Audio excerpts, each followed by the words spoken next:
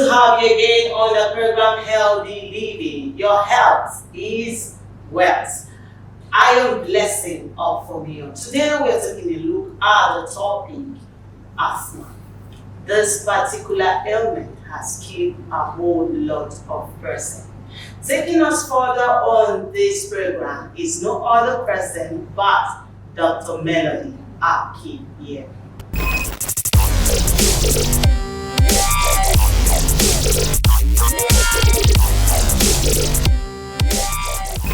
Dr. Melody, good to have you again on the program. I'm glad to be here again. You're always looking beautiful. Tell me the secret. I know you are a doctor, so just tell me, what is the secret behind this Blue.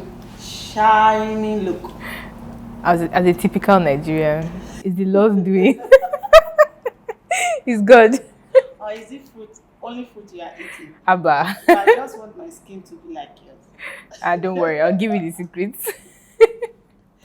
All right, thank you so much for joining me again on this program, Healthy Living. I'm glad to be here. Yeah, today we are taking a look at a very critical topic, asthma.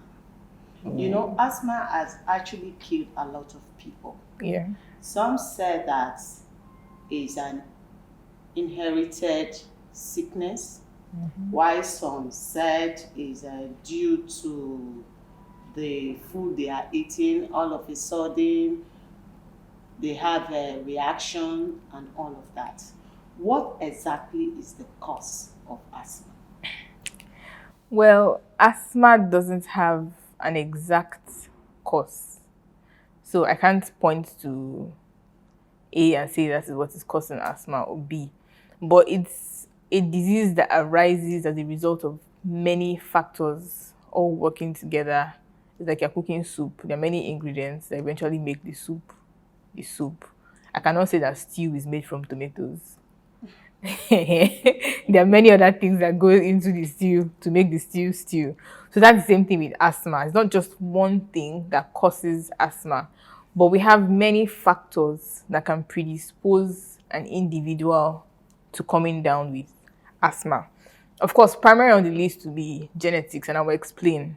Even though I don't believe that genetics is a major cause of disease, but if you're not genetically predisposed to coming down with a disease, you're not likely to come down with that disease fast.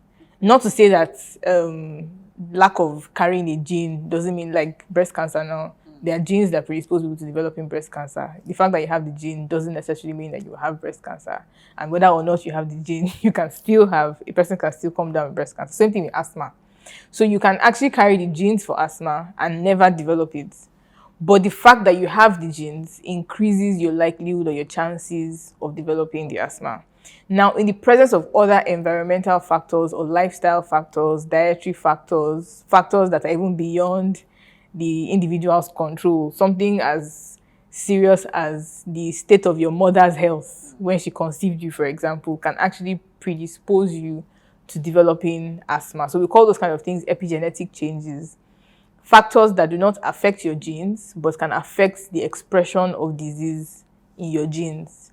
So there have been studies that have shown that mothers who were obese when they conceived or during the pregnancy, their offsprings are likely to develop asthma, or like 2 times more likely to develop asthma than those who had a normal body weight, for example. Or mothers who had certain diseases during pregnancy, their offsprings are more likely to develop asthma later on. Then things as simple as, did you give birth through the vaginal route or through cesarean sections, for example? Sometimes that's even beyond the control of the mother. Most people want to give birth through the vaginal means, but due to different factors, you have to give birth through cesarean section. That can also predispose the offspring to developing asthma. Did you breastfeed the child, or was the child formula fed from the beginning? Studies have shown that children who are formula fed are more likely to develop asthma than children who were breastfed. It doesn't mean that the breastfed child can never develop asthma, but these are all just statistical factors. Like when you do a study, okay, who is more likely to develop this than that? Then the diet of the child, environmental toxins, and factors. Then there's the germ theory, the theory that people say that children who grew up in an environment where everything is too clean, are more likely to develop asthma and other forms of allergic diseases than children who grew up in an environment where they were exposed to everything from the beginning. Yeah, so some of the little factors here and there that can actually predispose an individual to developing asthma. And then if the person already had the genes for it, and you have all the factors and ingredients coming into it, like the person is likely to eventually develop the asthma, then we've begun to see an increase in the incidence of asthma. Many years ago, probably before I was born, before you find someone that has asthma, you sweat. Now, if you look at 5 children, 2 of them probably have asthma. So I'm guessing that's probably because of the change in our environment, the change of our biosphere, the kind of trees you find, the fact that more people are staying in cities, environmental pollution, exposure to a lot of things, and probably the fact that everybody is now too clean. Before your child picks up something from the floor, you wash the mouth with Savlon spirit. So yeah, that's personal though, on a lighter note. But there has been an increase in the incidence of asthma recently, and I would attribute it to these subtle changes plus the fact that our diets are changing, environmental oxygen is dropping, and new viruses are erupting as days go by, things like that. Yes. Okay, so is there a permanent cure to asthma, or it can be managed? Well, for the most part, medical science manages asthma. But I've actually come in contact with people who, with slight adjustments here and there, have been able to altogether cure their asthma. Now, some people's asthma, they outgrow it. So it's not all asthma that you have for life. Some children develop it at a young age. By the time they're entering their teen years, early 20s, they never have the asthma attack again. Some people never have their asthma until they're about 40, 50, and then they start to have adult onset asthma. Because there are different things that actually cause asthma. Asthma basically is just an exaggerated reaction, airway reaction to something. So we have drug-induced asthma, for example. We find that commonly in adults, where probably because person's taking certain medications like aspirin, NSAIDs, they develop asthma as a sensitivity reaction to that medication. Some people have other forms of allergies that that are misdiagnosed as asthma. I've actually met a client that had what do you call it? Cashew nut allergy. Wow. Which is very rare, actually. And for like 2 years, he was being managed as asthma because he always presents with the classic asthma symptoms. It was because he loves cashew nuts. So he realized that there's a particular time he didn't have cashew nuts for a month and he never had symptoms. So when he started taking it again, and then we realized that it was actually just a cashew nut allergy that was presenting like asthma. So we have inherent asthma, and we have asthma that's as a result of something. Then some people have their asthma because of gastroesophageal reflux disease, where they have reflux of their food and then it irritates the airway, and that's why they're having the asthma. So once you treat the GERD, the asthma goes away. So it's not a direct, the question doesn't have a direct answer. There are those that can be treated and stopped. There are those that will probably just be managed or controlled. And there are those that they outgrow, and there are those that with minor adjustments to their diets and following a few tips here and there, they never have the asthma again. What are those tips they need to follow so that they won't have it? Okay, so I'll start from the beginning. That's fine. First of all, a couple come together, they want to have a child. Okay. The first thing to do is to get your body healthy so that you do not transmit wahala to the child that is coming. Now, asthma is probably one of many things that can affect the life of a child because of the mother that carried the child. There are many other things, diabetes and a whole lot of other stuff. But I would decide as a mother that, okay, I want to have a child. I want to increase my child's odds of not developing asthma, for example. I will control my weight. I will control my diet. I'll control the kind of environment I'm staying in. I'm not going to go and sit down among people who are smoking, for example. I'm not going to live in a house that is close to factories so that I'm not exposed to a lot of environmental toxins.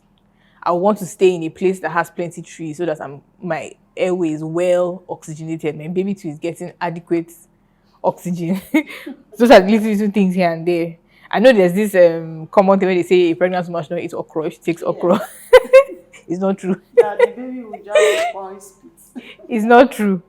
But the mother's diet can actually affect the child eventually, but of course not like okra, not like the okra one. Now, when my child is born, if I can, I'll give birth vaginally. But if I cannot, well, that has passed. The next phase will be, can I breastfeed? If yes, I would breastfeed my child because I want to increase my child's, or to reduce my child's odds of developing asthma. So I would breastfeed for as long as possible. Some people breastfeed maybe for 3 months, start adult food or start formula. I might not blame them, probably because of their work. But if I'm going to pick a formula feed, what kind of formula feed am I going to pick? I'm going to steer clear of cow milk based formula feeds because cow milk, as we'll be discovering later, actually plays a major role in developing, in making a person develop a lot of mucus secretion, which is one of the things that contributes to asthma. So I won't want my child exposed to that so that the child is not producing too much mucus secretion. I, as the mother too, I will not be drinking cow milk because remember, it is what you eat that you transmit to your baby. You're going to give what you have. You cannot give what you don't have. So if you're taking in something bad, you're transmitting something bad to your baby, even though the baby is breastfeeding. Things like that. I'm not going to put my child in a room that is close to that has a lot of mold. For example, mold exposure can trigger asthma in some people, for example. So you don't want a moldy room. In Nigeria, we're not conscious about mold, even though we live with a lot of mold, and it's bad because it's detrimental to the health. Some people even eat moldy food. They just cut. I'm telling you. You open the slice of bread, you see mold. You just cut that part off and eat the rest. These are these little things that predispose people to developing these things like asthma. You feed it to a child that has an innocent immune system, and then the child overreacts to it, and then tomorrow the child has asthma. So these little things here and there. If I know I'm living in an apartment that is close to, there was a time when I was growing up that we were living in an area in Lagos where there was a residential layout that was literally in the middle of an industrial layout. So we're inhaling a lot of toxic waste from the companies. And almost every young child on my street had some form of allergy. Either they had asthma, or they had allergic conjunctivitis, or they had recurrent sinusitis, or they had skin, almost every. So, of course, I'm not going to put my child in that kind of environment because I don't want my child to eventually develop asthma. The sensible thing would be to move out of such an environment. If I realize that, my child is reacting to, sometimes it's animals, some people that keep pets, sometimes the children react to those pets. So if I see, okay, I think this child is sensitive to this pet, then I take out the pet so that it doesn't get worse and then become full-blown asthma. I think I've touched on a lot. All right. In case you're just tuning in, it is Healthy Living with Blessing. And today we're talking about asthma. And my guest on the program is Dr. Melody Akinyemi. Stay tuned. We'll be right back.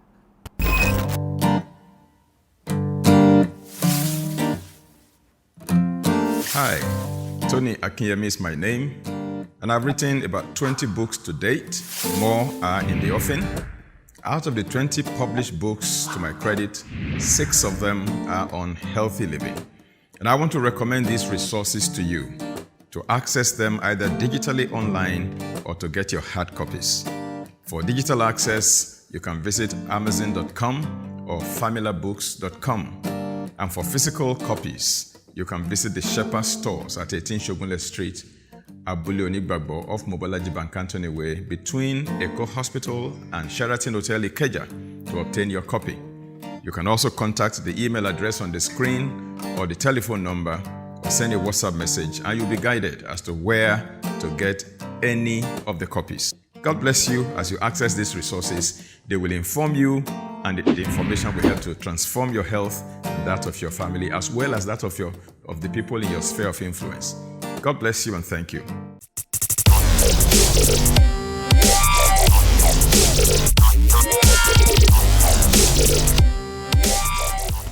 Good to know that you're still there. Welcome back to the program Healthy Living. And my guest is Dr. Melody Akinyemi. Yes, we are still talking about asthma, an ailment that has killed so many people. Now, doctor, is there remedy to this ailment? Well, so the way I'll answer that question is this. If I got a client who comes in and says, well, I have asthma, what are some of the things I can do to reduce my chances of having a recurrence of the symptoms? Because they have acute, what we call acute exacerbations, Yes. called acute asthma. So the fact that a person has asthma doesn't mean that every single day of their life they are breathless. From time to time, they just have resurgence of the symptoms, and then they probably you most likely see them with their inhalers Yes. as a prompt response to dilate the airways. So I'll first of all talk about why they have those kind of symptoms. So what happens is something triggers a response in their airway, and then they begin to produce a lot of mucus. So they can either have acute mucus production, that is immediate mucus production, or they have mucus that has been being produced for a while and has formed like a thick plug. That's one. Two, the airways start to constrict, it starts to close up. And so it makes it difficult for air to move in and out here. So what can you do personally as a person? The first thing is to reduce the amount of mucus you produce in the airway. And how can you achieve that? Primarily, there are certain foods that are known to increase your mucus production in the body. They increase inflammation and, in particular, increase mucus production. So what kind of food? First on the list is cow milk. Okay. I know that some people debate and say no, but I've seen it literally work like magic. Like, I've had clients come like, wow, that thing worked like magic. Those were their words, not even mine. So I know for a fact that cow milk predisposes almost everybody that takes it to producing, if not everybody, to producing a lot of mucus. So if you're a person, for example, that has asthma, who is suffering from a condition that is worsened because of mucus production, you don't want to take in anything extra that will worsen that mucus production. So I tell them to stay off cow milk and anything related to cow milk. So whether it's yogurt, ice cream, cheese. So what kind of milk would they be taking? There are other forms of milk. Okay. We have goat milk, you have plant milk, like almond milk, coconut milk, tiger nut milk, and these things are now getting very common. So Yes, you cannot tiger say nut milk. you cannot say you don't have access. And it's cheap. You can make it yourself at home. Yes. You don't have to buy it in the market. And so I tell them go for all those other forms of milk if you are big on milk. Plus the fact that milk is baby's food. No human beings are the only animals that still drink milk in adulthood. Other animals, by the time they become adults, they stop. It's only us. So, and they'll ask me, like, what about the nutrients in milk? I'm like, well, you actually do not need the milk to get those nutrients. You can get those nutrients from every other thing. Is it calcium? You get it from celery. What is it that you're looking for in the milk that you cannot find elsewhere? You don't have to take the milk. So that's the first thing. Then there are other foods that are known allergens, like nuts, especially peanuts, gluten that you find in wheat. So things like spaghetti, indomie, wheat flour, wheat bread, white bread, puff puff, chin chin, donuts, meat pie, all those are small chops. And some persons, they can't actually do without those. Well, you pick one. In life, you always have to compromise on something. So either compromise on your health or your pleasure, one of the two. So you pick one. So try to stay away from such things. Primarily those, because those ones are the ones that actually cause a lot of mucus formation. And I'm particular about gluten, especially because aside from what we inhale in the environment, our gut plays a major role in how our immune response is, whether it's exaggerated or not. Something we call like leaky gut syndrome, for example, or hyperinflammation of the gut. The studies have shown that people who have allergies or allergy-related conditions like asthma also tend to have some degree of compromise in the gut. And so eating foods that contain gluten, for example, that would inflame the gut, I always tell them to stay away from it, to reduce at least from that channel, block that channel, put out the fire from that channel. You understand? So that's two. Now, I talked about bronchoconstriction, as is constriction of the airway, closing of the airway. We want the airway relaxed and open so that air can move in and out. And one particular mineral or element that can do that effectively is magnesium. Now, where will we get magnesium in large amounts? Green leafy vegetables. How? Chlorophyll that makes the leaf green. The central element inside it is magnesium. You know, the way we have hemoglobin in our blood and the central element is iron. For plants, their own is magnesium. So the more green leafy vegetables I eat, the more magnesium I have. Now, the other answer, how am I supposed to not be eating greens and eating greens? Well, yeah, you can eat it, but there's a quicker way to doing it. If you juice those green vegetables, you have the magnesium in concentrated amounts. So I typically tell people who have asthma or who have kids that have asthma that unfailingly every day incorporate at least a glass of green vegetable juice. So I'm not saying you should drink the ugu juice bitter like that. You can mix it with apple, for example, or mix it with carrots or beetroot, something to make it tasty. But just incorporate that green vegetable juice in their meals every single day, preferably in the morning, so that you get the airways are open. That's two. Then there are other little tricks here and there. I don't have to wait till I have a full-blown asthma attack before I do things to open up my airway. So a dry airway is more sensitive than a wet, well-hydrated airway. So they have to stay hydrated, take a lot of water to stay hydrated. Then you can humidify the environment, especially when the weather is dry, like our dry season, or people who stay in temperate regions, like during the fall or during winter when it's dry. You can get a humidifier to humidify the room of the person that has asthma, so that the air I'm inhaling is not dry and is not irritating my airway.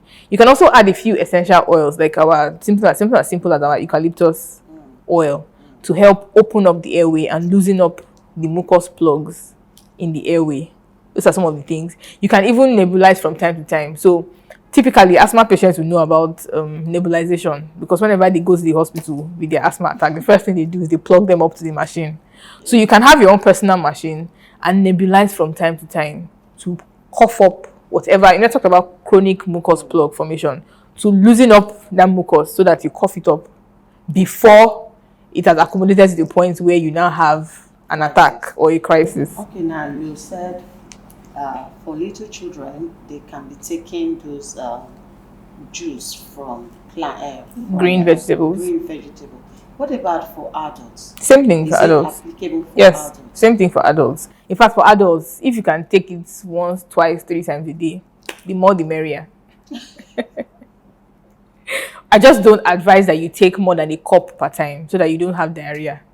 Because it can purge, concentrated vegetable juices can purge a person. So 1 cup per time, 1 cup is 240, 245 mils, depending on your measuring cup. So you take 1 and that's fine. If you want to take another 1, you wait at least 2 hours before you take the next cup. But if you can take up to 3 cups in a day, I mean, your skin will be glowing. You won't be glowing. Yes. So another remedy you can do is what I call Sole. Sole is SOLE with the what do you call that thing? That's Mac Ami. Sole. So Sole is simple. Is a simple salt water solution, but the salt used is what we're particular about, and how the solution is made. So the salt we usually use is the pink Himalayan salt. Pink Himalayan salt. Is beginning to enter into the market well. So most big supermarkets stock it now. It's a bit expensive, but I think it's worth it, really. So what the person does is you get a glass jar, like the mason jar, about 500 mils to 1 liter. You fill it up about 3/4 or a bit more with preferably distilled water, because you don't want the water to contain any other elements, just pure water. And then you start to add the salt. You add the salt in large spoonfuls and you stir until it's dissolved. You add another batch, you stir until it's dissolved. And you keep adding until you've stirred for a while and it's still not dissolving. Then you cover it and leave it on your shelf for about 12 to 16 hours. Wow. After that, the solution is ready. So you just take 1 teaspoonful and you put it in half a glass of water in the morning and drink. Then if the person is having an attack, you can prepare another one and give the person to drink. It helps to open up the airway. So these are simple home remedies that you can do so that you do not have frequent attacks, or even if you're having an attack, it doesn't become severe. All right, thank you so much, Dr. Melody. I always enjoy your interaction session. I enjoy the questions you ask me. Yeah. All right, we've come to the end of the program, Healthy Living. No doubt, Dr. Melody has done another wonders today. Indeed, you had a swell time. Like I said the other time, we have more of Dr. Melody on this program. Yes, we've been talking about asthma, the causes, and the remedy.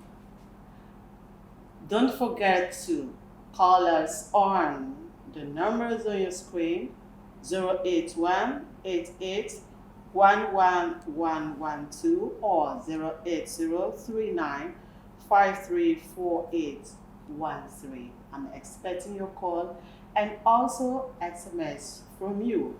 Don't forget to put your name and your location. I am Blessing of Fomio. Join me same time next week for a fresh pack.